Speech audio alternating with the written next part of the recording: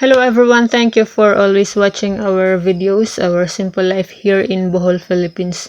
So in today's video po ay mag-harvest po kami ng saging. Yun po yung mister ko na foreigner. Ayan, sanay na po dito sa bukid. Nandito po kami sa Bohol, Philippines.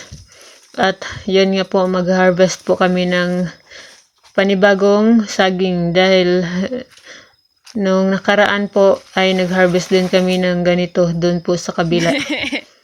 So ito pong saging namin ay tinanim po namin. Nag-uumpisa po talaga kami sa wala po talagang saging itong area na to dito.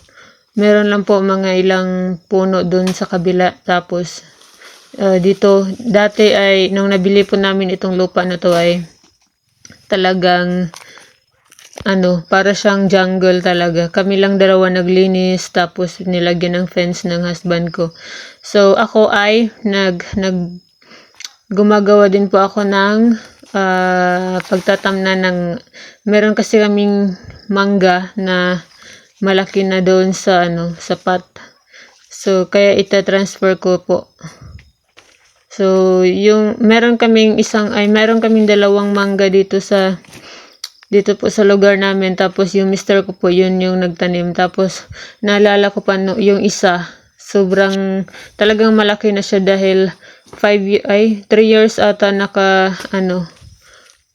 years ata nakapat dahil tinanim niya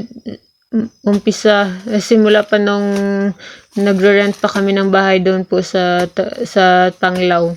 Tapos, nung nabili po namin itong lupa, ay dinala niya po dito. Tapos, yung iba pong mga tao dito ay pinagtatawanan ata siya dahil akala nila hindi na mabubuhay yung mangga dahil malaki na nga po.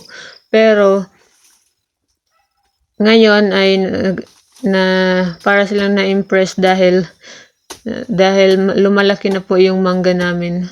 Nasa harapan po ng bahay yung pinakamalaki.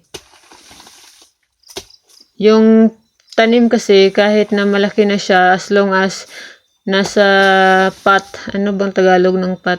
Yung kaang sa Bisaya. As long as nasa kaang siya,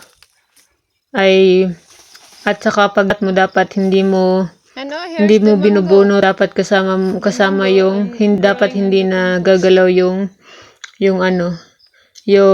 lupa, at saka yung ugat. So, ayan, meron din kami panibagong mangga doon tumubo sa compost ko.